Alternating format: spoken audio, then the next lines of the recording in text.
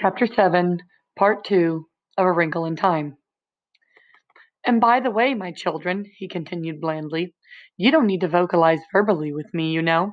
I can understand you quite as well as you can understand me. Charles Wallace put his hands on his hips defiantly. The spoken word is one of the triumphs of man, he proclaimed, and I intend to continue using it, particularly with people I don't trust. But his voice was shaky. Charles Wallace, who even as an infant had seldom cried, was near tears. And you don't trust me? What reason have you given us to trust you? What cause have I given you for distrust? The thin lips curled slightly. Suddenly, Charles Wallace darted forward and hit the man as hard as he could, which was fairly hard, as he had had a good deal of coaching from the twins. Charles! Meg screamed. The men in dark smocks moved smoothly but with swiftness to Charles. The man in the chair casually raised one finger, and the men dropped back. Hold it, Calvin whispered, and together he and Meg darted forward and grabbed Charles Wallace, pulling him back from the platform. The man gave a wince, and the thought of his voice was a little breathless, as though Charles Wallace's punch had succeeded in winding him. May I ask why you did that? Because you aren't you, Charles Wallace said. I'm not sure what you are, but you, he pointed to the man on the chair, aren't what's talking to us. I'm sorry if I hurt you. I didn't think you were real. I thought perhaps you were a robot because I didn't feel anything coming directly from you. I'm not sure where it's coming from, but it's coming through you. It isn't you. Pretty smart, aren't you? The thought asked, and Meg had an uncomfortable feeling that she detected a snarl. It's not that I'm smart, Charles Wallace said, and again Meg could feel the palm of his hand sweating inside hers. Try to find out who I am, then, the thought probed. I've been trying, Charles Wallace said, his voice high and troubled. Look into my eyes. Look deep within them, and I will tell you. Charles Wallace looked quickly at Meg and Calvin and then said as though to himself, I have to. And focused his clear blue eyes on the red ones of the man in the chair. Meg looked not at the man, but at her brother, and after a moment it seemed like his eyes were no longer focusing. The pupils grew smaller and smaller as though he were looking into an intensely bright light, until they seemed to be closed entirely, until his eyes were nothing but an opaque blue. He slipped his hands out of Meg's and Calvin's and started walking slowly toward the man on the chair. No! Meg screamed. No! But Charles Wallace continued his slow walk forward, and she knew that he had not heard her. No! She screamed again and ran after him. With an inefficient flying tackle, landed on him. She was so much larger than he that he fell sprawling, hit his head with a sharp crack against the marble floor. She knelt by him, sobbing, and after a moment of lying there as though he had been knocked out by the blow, he opened his eyes, shook his head, and sat up. Slowly the pupils of his eyes dilated until they were back to normal, and the blood came back into his white cheeks. The man in the chair spoke directly into Meg's mind, and now there was a distinct menace to the words. I am not pleased, he said to her. I could very easily lose patience with you, and that, for your information, young lady, would not be good for your father. If you have the slightest desire to see your father again, you had better cooperate. Meg reacted as she sometimes reacted to Mr. Jenkins at school. She scowled down at the ground in sullen fury. It might help if you gave us something to eat, she complained. We're all starved. If you're going to be horrible to us, you might as well give us full stomachs first. Again the thoughts continued coming at her, broken to laughter. Isn't she the funny girl, though? It's lucky for you you amuse me, my dear, or I shouldn't be so easy on you. The boys I find not nearly so diverting. Ah, well, now, tell me, young lady, if I feed you, will you stop interfering with me? No, Meg said. Starvation does wonders, of course, the man told her.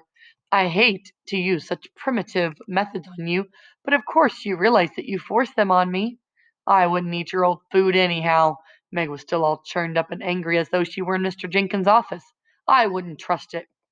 Of course, our food, being synthetic, is not superior to your messes of beans and bacon and so forth, but I assure you that it's far more nourishing, and though it has no taste of its own, a slight conditioning is all that is necessary to give you the illusion that you are eating a roast turkey dinner. If I ate now, I'd throw up anyhow, Meg said. Still holding Meg's and Calvin's hand, Charles Wallace stepped forward. Okay, what next? He asked the man on the chair. We've had enough of these preliminaries. Let's get on with it. Well, that's exactly what we're doing, the man said, till your sister interfered by practically giving you a brain concussion. Shall we try again? No, Meg cried. No, Charles, please, let me do it, or Calvin. But it is only the little boy whose neurological system is complex enough. If you tried to conduct the necessary neurons, your brain would explode. And Charles's wouldn't? Well, I think not. But there's a possibility. Well, there's always a possibility. Then he mustn't do it. I think you will have to grant him the right to make his own decisions. But Meg, with the dogged tenacity that had so often caused her trouble, continued, You mean Calvin and I can't know who you really are? Oh, no, I didn't say that. You can't know it in the same way, nor is it as important to me to have you know. Ah, here we are. From somewhere in the shadows appeared four more men in dark smocks carrying a table. It was covered with white cloth, like the tables used by room service in hotels, and held a metal hot box containing something that smelled delicious, something that smelled like a turkey dinner. There's something phony in the whole setup, Meg thought. There is something definitely rotten in the state of Camazotz. Again the thought seemed to break into laughter. Of course, it doesn't really smell, but isn't it as good as though it really did? Well, I don't smell anything, Charles Wallace said. I know, young man. Think of how much you're missing. This will all taste to you as though you were eating sand. But I suggest that you force it down. I would rather not have your decisions come from the weakness of an empty stomach. The table was set up in front of them, and the dark smocked men heaped their plates with turkey and dressing, and mashed potatoes and gravy, and little green peas with big yellow blobs of butter melting in them, and cranberries and sweet potatoes topped with gooey browned marshmallows, and olives and celery and rosebud radishes, and Meg felt her stomach rumble loudly, and the saliva came to her mouth. Oh, Jeminy, Calvin mumbled. Chairs appeared, and the four men who had provided the feast slid back into the shadows. Charles Wallace freed his hands from Meg and Calvin, plunked himself down on one of the chairs. Come on, he said. If it's poisoned, it's poisoned, but I don't think it is. Calvin sat down. Meg continued to stand indecisively, and Calvin took a bite. He chewed, he swallowed, he looked at Meg. This isn't real. It's the best imitation you'll ever get. Charles Wallace took a bite, made a face, and spit out his mouthful. It's unfair, he shouted at the man. Laughter again. Go on, little fella. Eat. Meg sighed, sat. Go on, eat. Meg sighed and sat. Well, I don't think we should eat this stuff, but if you're going to, I'd better too. She took a mouthful. It tastes all right. Try some of mine, Charles. She held out a forkful of turkey. Charles Wallace took it, made another face, but managed to swallow. Still tastes like sand, he said. He looked at the man. Why? You know perfectly well why. You've shut your mind entirely to me. The other two can't. I can get in through the chinks. Not all the way in, but enough to give them a turkey dinner. You see, I'm really just a kind, jolly old gentleman. Ha! Charles Wallace said. The man lifted his lips into a smile, and his smile was the most horrible thing Meg had ever seen. Why don't you trust me, Charles? Why don't you trust me enough to come in and find out what I am? I am peace and utter rest.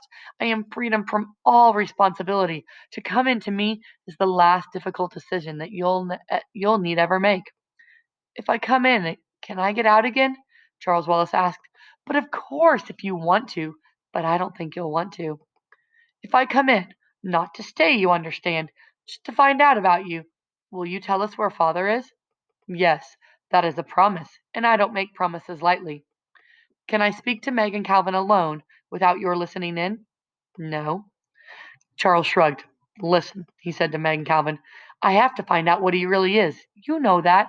I'm going to try to hold back. I'm going to try to keep part of myself out. You mustn't stop me this time, Meg. But you won't be able to, Charles. He's stronger than you are, and you know that. Well, I have to try. But Mrs. Whatsit warned you. I have to try. For father, Meg. Please, I want to know my father. For a moment his lip trembled, then he went back into control. But it isn't only father, Meg. You know that now. It's the black thing. We have to do what Mrs. Witch sent us to do. Calvin, Meg begged. But Calvin shook his head. He's right, Meg. And we'll be here with him, no matter what happens. But what's going to happen? Meg cried. Charles Wallace looked up at the man. Okay, he said. Let's go.